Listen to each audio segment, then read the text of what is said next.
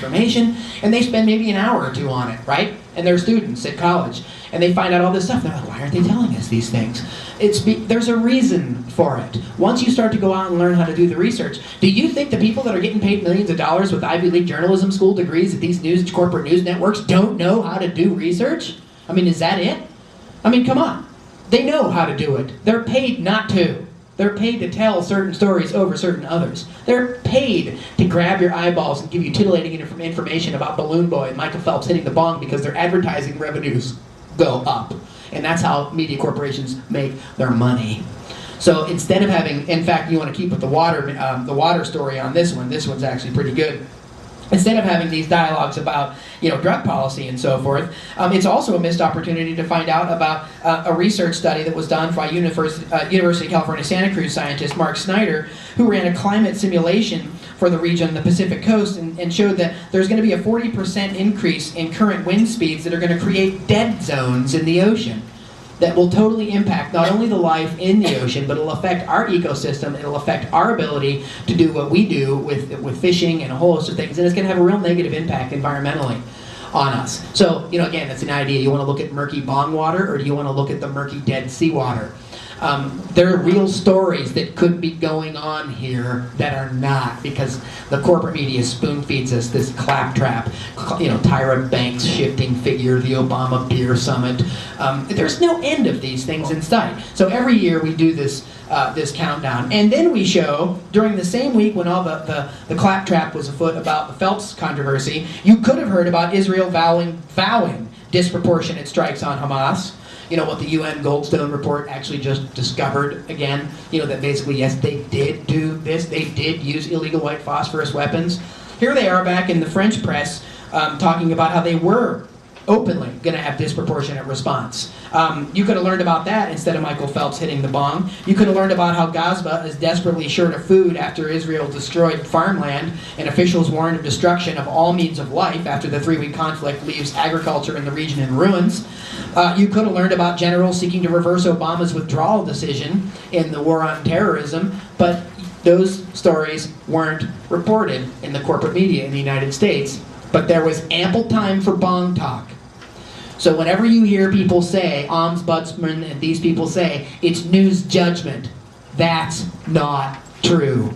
Because there's way too many examples of how this goes on. I mean, Francis and I talked about this, we could do a chapter every week on this subject. You could do this, go do it yourself. I do it in my classes. I just pull up NPR, because liberals think NPR is like the perfect the perfect news aggregator, and so New Reporter, they're not. For example, like recently when they were talking about the recession, the slowing recession, and how unemployment rates were declining, and they were heralding that as a massive support for the recession being over. What Amy Goodman at Democracy Now! Reported that morning was the record foreclosures and how foreclosures were increasing at record rates, and that the same Wall Street firms that got the TARP bailout money and lobbied Congress for it were actually online to get another $140 billion in bonuses, right? No mention of that over at NPR, though. NPR is cheerleading the recovery of the economy. And that's the so-called liberal media, by the way. And I know Peter can talk a lot more about the New York Times and AP and so forth. But I mean, I get online and I show these people, I'll go to Fox or CNN or NPR and we'll look at what their headlines are, right? And then we'll actually go to our own site, which is all independent, non-corporate news, RSS feeds every day. There are more news stories, non-corporate, independent news stories on our personal news network, Media Freedom Foundation site in any given day. There's about 50 a day. There's more news stories a day on these websites that we have right here that are in the entire New York Times on a daily basis. You want to get independent news? There's places to get it. But the big problem is that you're not taught where to get it. We don't have a really burgeoning media literacy educational program in our country. And there's also reasons for that too. It's because the major publishing houses are the same companies that are in cahoots with the major corporate media disseminators, and they don't want people to go to other places for information. They want to spoon feed you the types of propaganda that you will react to so they can control public opinion. And this is, by the way, something that's been going on for a really long time. So long that it goes back all the way toward World War I, And Edward Bernays, who was sort of the godfather of American propaganda, Goebbels, the Nazis really studied all of his work and used all the American propaganda from the Creel Commission. Bernays once said in his 1928 classic book, literally called Propaganda, quote, the consensus or the conscious and intelligent manipulation of the organized habits and opinions of the masses is an important element in democratic society. Those who manipulate this unseen mechanism of society constitute an invisible government, which is the true ruling power of the country. This is Bernays talking about this in 1928. And guess what? He's not just talking about it, he's bragging about it.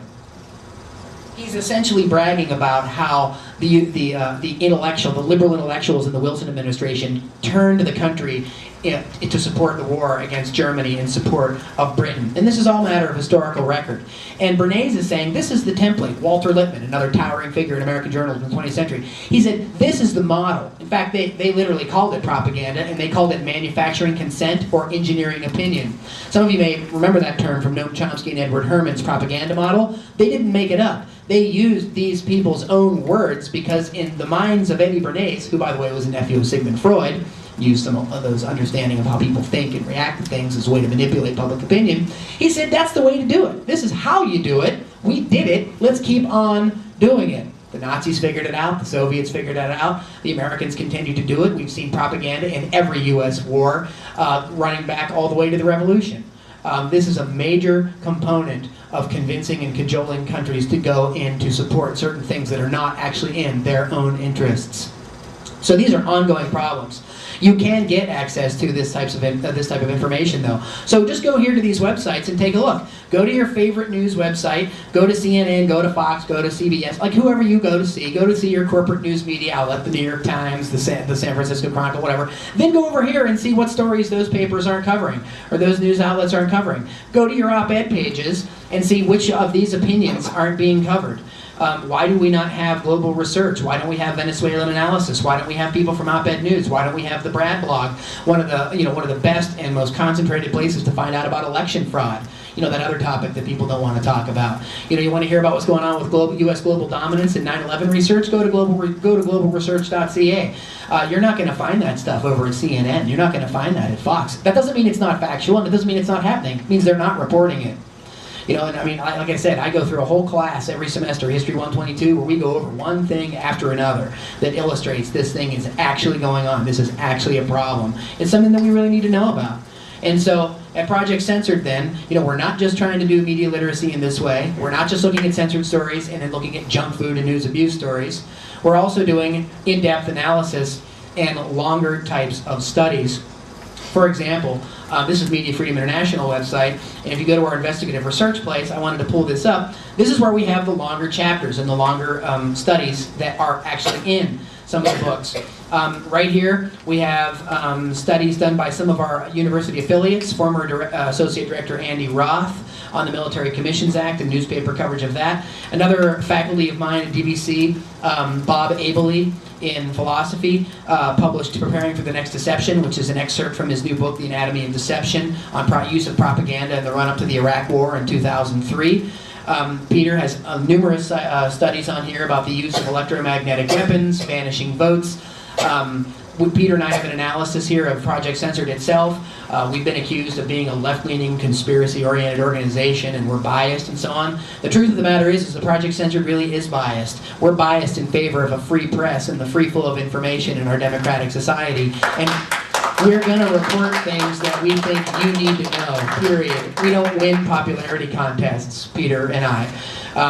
I don't win popularity contests for teaching courses on 9/11. Peter hasn't won a lot of popularity contests at his college. We certainly don't win a lot of contests in the corporate media, which mostly ignores us altogether. We're interested in facts. We're interested in clear-headed intellectual analysis, and we're interested in creating a cultural dialogue where we really do exchange differing ideas, and we really have the opportunity to come to our own conclusions, and we really actually do democracy. And this is something that shouldn't be considered radical, and it shouldn't be considered some bias that's against the public interest. If you want to see a bias that's against the public interest, it's real easy to find. It's called the corporate media. It's for their profits, their bottom line, and their advertisers. And many of the people that sit on the same boards of directors of these corporations sit on the same boards of directors of pharmaceutical companies, healthcare, HMOs, and defense contractors. And they're all in business together to make money off of you. And if you don't believe it, go here and read these studies and start